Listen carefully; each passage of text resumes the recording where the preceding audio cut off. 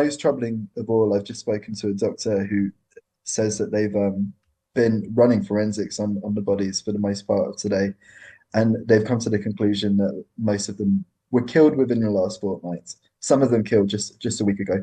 So just in the final days of the regime, there were still people who lost loved ones. Syrian rebels have appointed an interim prime minister and say Western fears about the country's new leadership are unnecessary.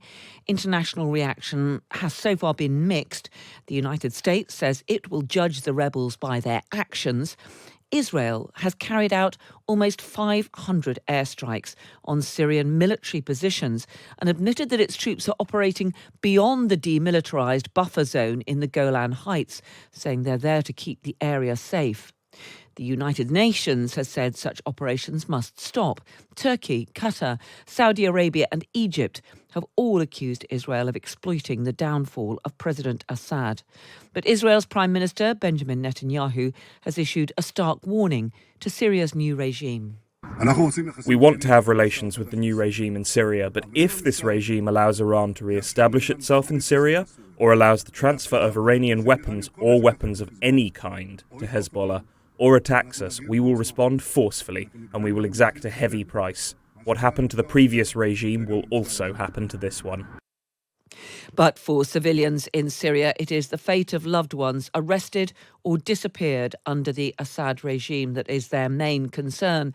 Earlier, I spoke to The Times' Edmund in Damascus, who's reporting on what happened to those taken to places like the infamous Sednaya prison. People who've been arrested maybe 10 years ago, maybe 12 years ago, maybe more recently, after they're taken, nobody finds out what happens to them. There are no follow-up calls. There are no checks.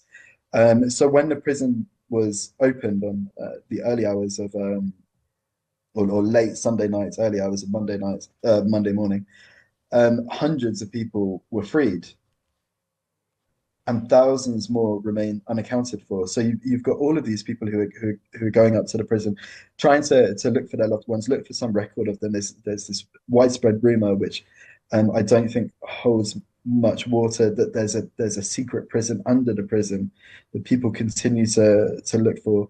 And I think the reality is most of these thousands of people have been killed. And I know that you have found that some of the bodies that have been recovered do apparently show signs of torture.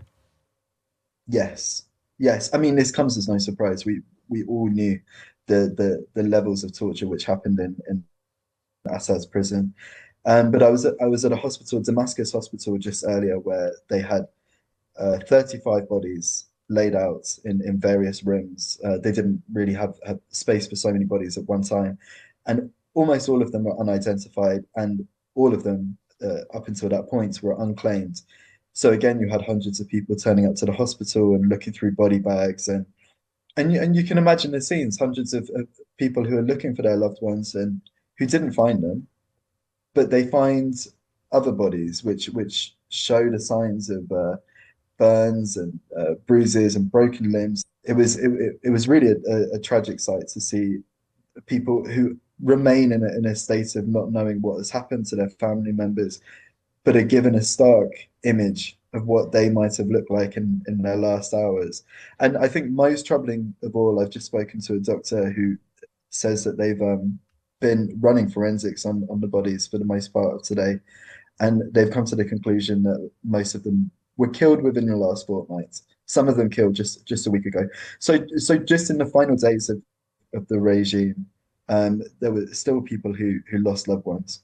I spoke to one man who was picking up a body of his cousin, who had been arrested 7 months ago, and that was the last they heard of him until they managed to ascertain that his body was at Damascus Hospital. He had a tattoo on his left shoulder. That was the only way that they were able to identify him. Who came to pick him up.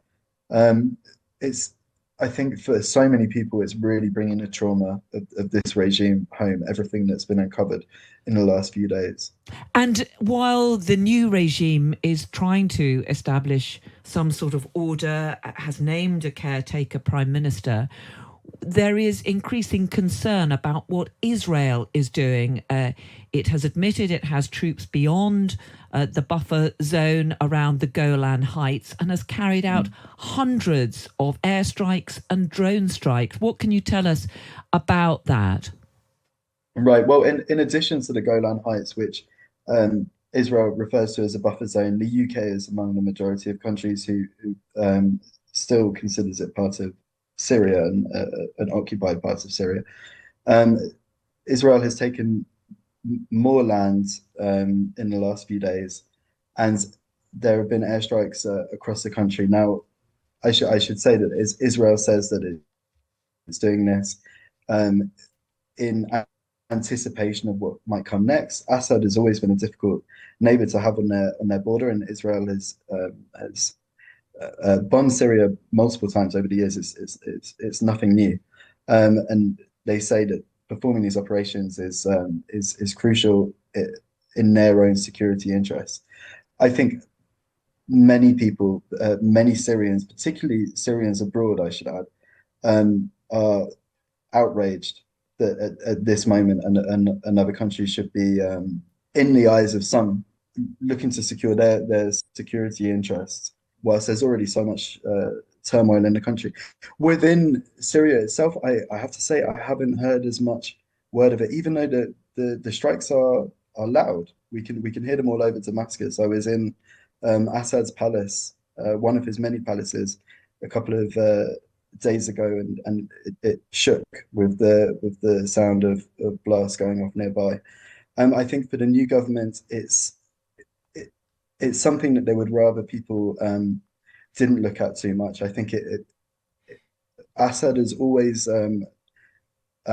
put this idea in that he is there to protect the country. He aligned himself very closely with the Palestinian cause, and if the new government was seen to be weak in the face of threats from abroad, especially from Israel, I think that would reflect very badly on them. So I've been speaking to members of HTS and members of the new government today, and I had to say I haven't heard any of them mention the issues with Israel at all. So, has there been any response from the new regime to this warning from Benjamin Netanyahu not to allow Iran to gain a foothold in Syria?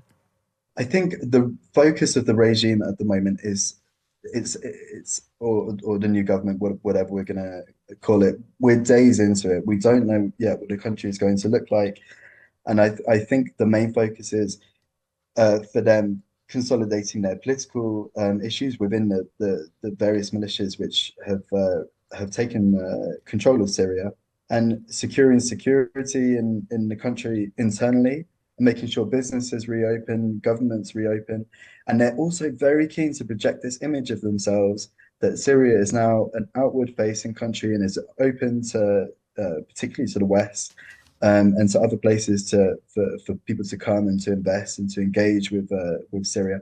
I think any difficult issues, such as how to manage its relationship with Israel and this border, and that has been very problematic in the past, and this disputed land, the Golan Heights.